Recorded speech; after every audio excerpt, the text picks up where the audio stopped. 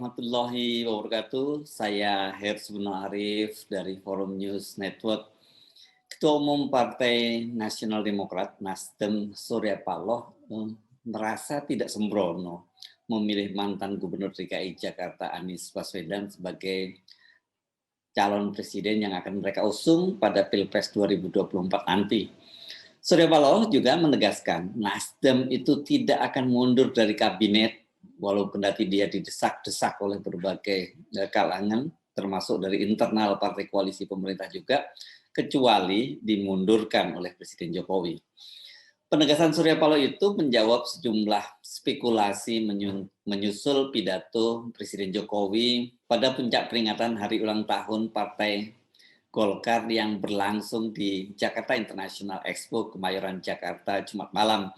Media-media itu mengutip pernyataan Presiden Jokowi yang mewanti-wanti jangan sampai dalam menentukan calon presiden dan calon wakil presiden itu tidak hati-hati, tidak cermat, tidak teliti dan sembrono. Ini yang rupanya kemudian dikaitkan dengan langkah dari Nasdem untuk mencalonkan Anies Baswedan. Golkar sebagai partai yang sudah matang, punya pengalaman malang melintang, sudah 58 tahun, ini pengalaman yang sangat panjang. Banyak makan asam garam dalam perpolitikan Indonesia.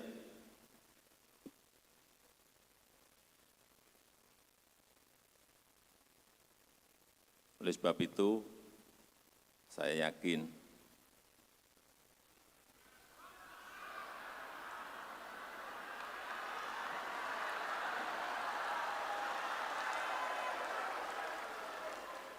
saya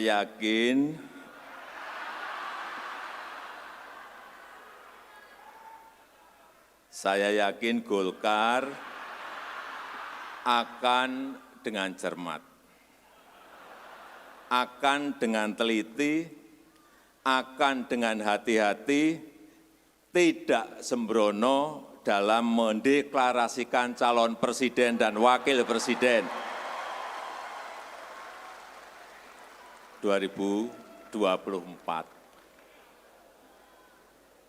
Meskipun tadi saya lihat sudah teriak semua Pak Erlangga Hartarto. Dan saya juga meyakini bahwa yang akan dipilih oleh Partai Golkar, capres maupun cawapres, ini adalah tokoh-tokoh yang benar.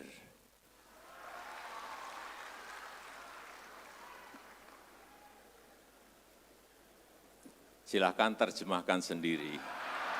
Banyak yang menilai pernyataan itu sesungguhnya ditujukan kepada Nasdem yang telah mendeklarasikan Anies Baswedan sebagai calon presiden. Walaupun itu disampaikan dalam forum Golkar, ya.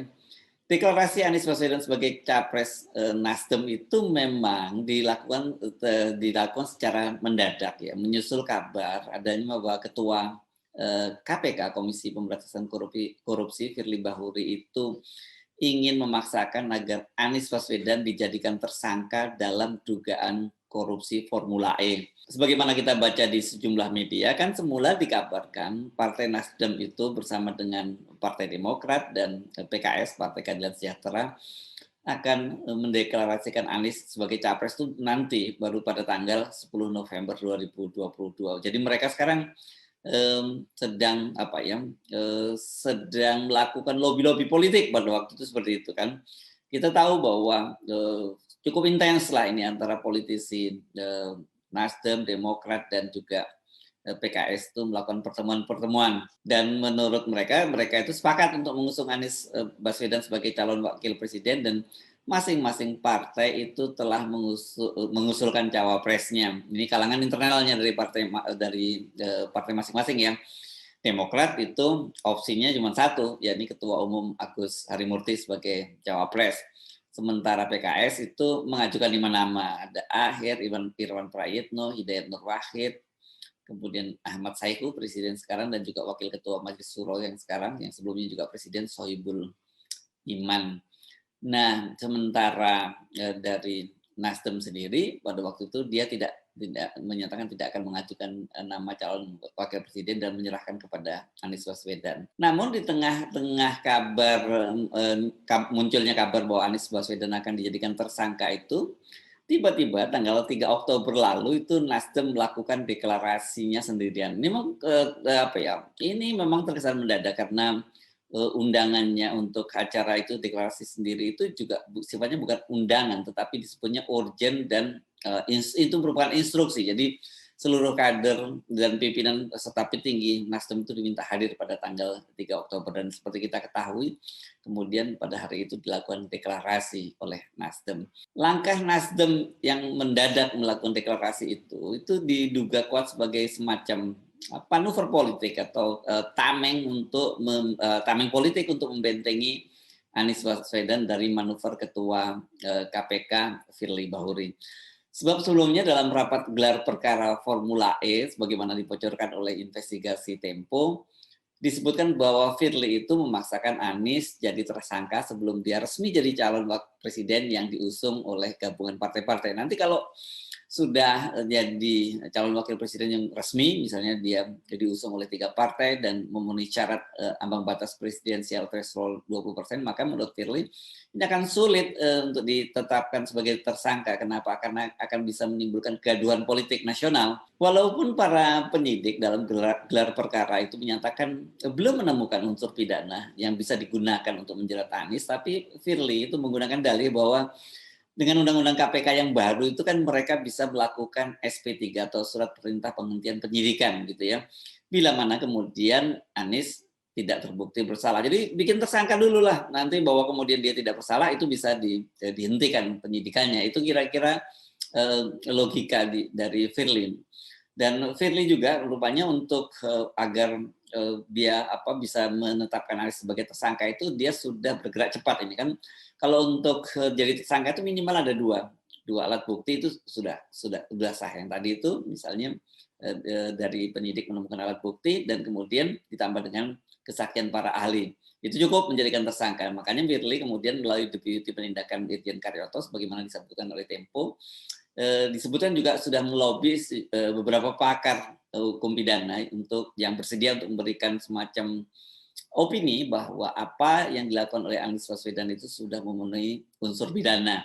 Dan kabarnya Karyoto sudah mendapatkan mereka ini, para ahli hukum pidana ini yang bersedia menguatkan argumen dari KPK menjadikan Anies Baswedan sebagai tersangka. Jadi sebenarnya langkahnya sudah cukup jauh ini ya. Nah di luar itu tadi Firly sendiri juga menyatakan dia akan turun tangan langsung melobi pimpinan BPK agar memberikan justifikasi ada temuan penyimpangan pada anggaran Formula E.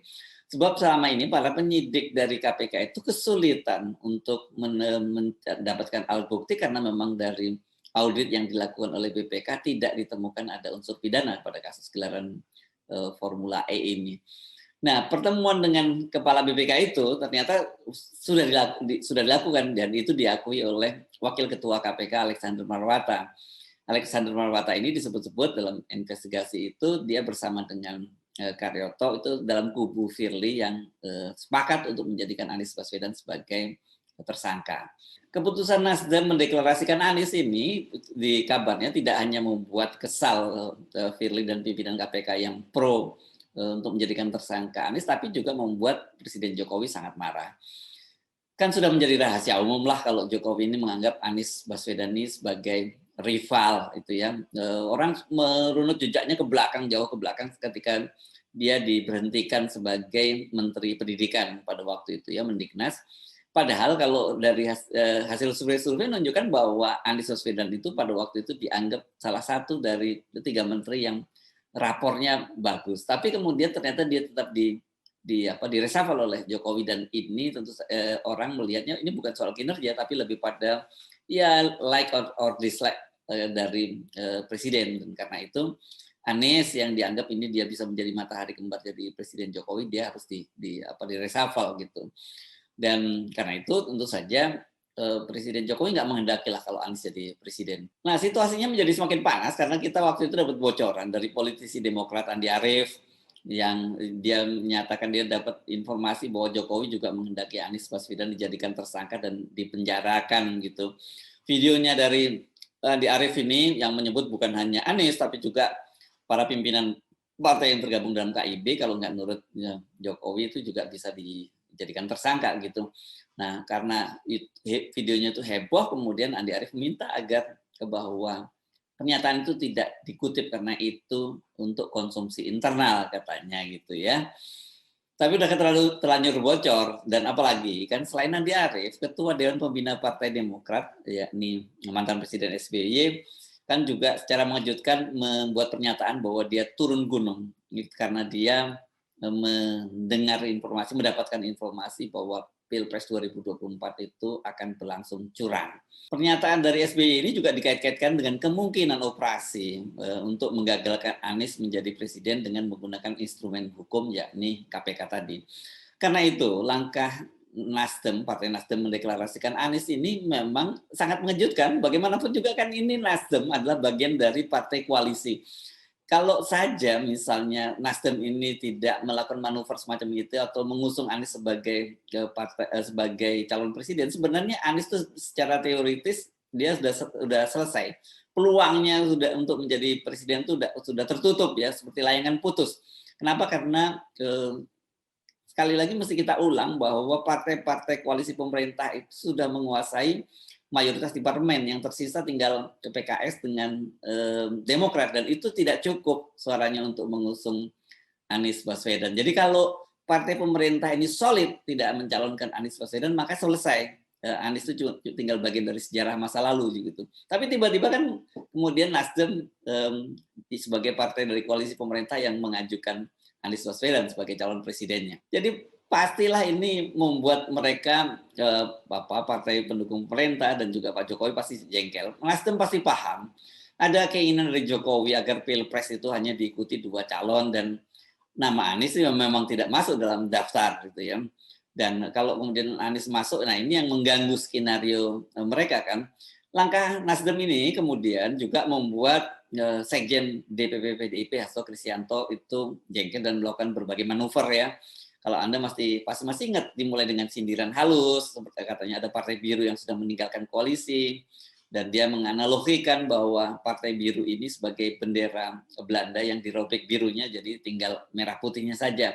Dan kemudian tidak hanya berhenti di situ, dia mendapat momentum ketika kader Nasdem Zulfan Lindan menyatakan bahwa Anies Baswedan ini sebagai antitesis dari Jokowi, ini kemudian dia kapitalisasi habis dan dia gunakan untuk mendorong Jokowi itu agar melakukan reshuffle terhadap menteri-menteri dari Nasdem. Di kabinet ini ada 3 menteri Nasdem, jadi lumayan posisinya ya. Ada Menteri Lingkungan Hidup Siti Nurbaya Bakar, ada Menteri Pertanian Syahrul Yassin Limpo, dan juga ada Menkominfo Johnny G. Plate yang juga sekjen Partai Nasdem. Namun walaupun sudah didesak-desak, digelontor dengan berbagai opini, diserbu dengan berbagai opini, Partai Nasdem tetap menolak desakan untuk mundur dari kabinet dan mereka mengaku akan terus mengawal pemerintahan Jokowi Ma'ruf sampai akhir masa jabatannya, yaitu pada tahun 2024. Presiden Jokowi itu ketika ditanya wartawan, apakah ada rencana reshuffle, dia menjelaskan bahwa ada rencana reshuffle itu, tapi dia tidak bicara banyak dan kemudian tidak menjelaskan lebih lanjut kapan akan dilakukan reshuffle, siapa yang terkena reshuffle, itu tidak pernah dibicarakan oleh Jokowi. Nah, tiba-tiba saja kemarin ketika menyampaikan pidato pada puncak peringatan ulang tahun Golkar, Jokowi menyinggung tadi itu soal dia mengajukan calon presiden itu, memilih calon presiden dan calon wakil presiden itu jangan sembrono, harus teliti, harus cermat ya, hati-hati. Kenapa? Karena menurut dia memilih seorang calon presiden dan calon wakil presiden seperti negara Indonesia yang sangat besar dalam situasi perekonomian global yang buruk ini sangat berat, harus dicari figur yang berpengalaman. Jadi kalau kita cermati ya pidato dari Pak Jokowi itu, kira-kira kita bisa simpulkan begini yang berkaitan dengan soal calon presiden ini. Ada 3 poin yang disampaikan. Pertama, bahwa Pak Jokowi meyakini Golkar sebagai partai politik yang sudah matang makan asam dan garamnya perpolitikan Indonesia, itu akan sangat berhati-hati, cermat, dan teliti, serta tidak akan sembrono memilih capres. Nah ini kata sembrono ini yang menjadi kata kunci. Yang kedua, Jokowi mengingatkan agar jangan sampai salah memilih capres-cawapres karena tantangannya sangat berat. Ya, dia menyarankan agar dipilih calon presiden dan calon wakil presiden yang sudah punya pengalaman. Ketiga, ini yang sedikit kontradiktif ya. Pak Jokowi itu mendorong agar koalisi Indonesia Bersatu, di mana ada Golkar, PAN, dan P3 itu berkoalisi, agar segera mendeklarasikan calon presiden dan calon wakil presidennya. Walau pesan itu disampaikan pada ulang tahun Golkar, namun banyak yang meyakini bahwa pesan agar jangan sembrono itu sesungguhnya ditujukan kepada Nasdem, karena kan sampai sejauh ini sebenarnya partai yang sudah mendeklarasikan sebagai punya capres itu baru 2 partai, yakni partai Nasdem dan juga partai Gerindra. Tapi kan Gerindra berbeda posisinya. Pak Prabowo walaupun tadinya musuh politik dari Pak Jokowi kan sudah menjadi bagian dari pemerintahan Pak Jokowi, dan dalam berbagai kesempatan kan Pak Prabowo memposisikan dirinya bukan sebagai antitesa dari Pak Jokowi, tetapi sebagai orang yang akan melanjutkan semua program-program dari Presiden Jokowi. Beda dengan Anies, yang ketika ditanya wartawan bagaimana dengan soal program-program pemerintahan Jokowi, dia menyebutkan ada continuity dan change. Dan tentu saja yang orang akan tertarik dan kubu Pak Jokowi pasti akan melihat pada bukan continuity-nya, continuity itu keharusan, yang jelas pada change-nya itu yang dikhawatirkan. Sebagai orang Jawa, Pak Jokowi tentu itu ketika pidato di Partai Golkar itu dia menggunakan bahasa isyarat. Namun bagi Surya Paloh itu bukan sindiran kepada Nasdem. Kata dia pesan itu jelas ditujukan kepada Golkar. Nggak salah juga sih, karena itu hari ulang tahun Golkar, dan kemudian Pak Jokowi juga menyebut bahwa itu pesan pada Golkar. Tetapi ya itu tadi, sekali lagi itu komunikasi orang Jawa yang memang tidak biasa bicara terbuka langsung seperti Pak Surya Paloh yang berasal dari Aceh gitu ya. Surya Paloh itu juga menegaskan bahwa mereka itu tidak sembrono ketika memilih mencalonkan Anies Baswedan. Dalam penilaian Surya Paloh, ya, dan dalam penilaian Nasdem, Anies itu figur yang sudah pengalaman dalam pemerintahan. Enggak salah karena memang dia pernah menjadi menteri walaupun sebentar, menteri di kabinetnya Jokowi, dan juga pernah mengelola Jakarta, dan di Jakarta Anies Baswedan itu dinilai sangat berhasil. Karena itu Nasdem seperti kata Surya Paloh mengaku tak salah pilih. Walaupun Surya Paloh menyatakan itu kan penilaian Nasdem, dia tidak menutup diri dari penilaian orang lain yang bisa juga beda pendapat dengan Nasdem.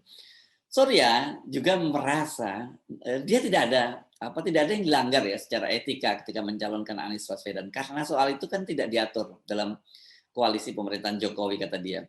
Surya Paloh juga mengaku tidak pernah diperingatkan oleh Jokowi agar tidak mencalonkan Anies. Nah, bila misalnya kata Surya Paloh Pak Jokowi itu melarang untuk mencalonkan Anies dan kemudian Nasdem tetap ngotot mencalonkan, barulah menurut dia itu melanggar secara etika. Karena itu Surya Paloh menegaskan dia atau Nasdem tidak akan mundur dari kabinet sebagaimana desakan dari Hasto dan juga dengan desakan dari para pendukungnya Pak Jokowi.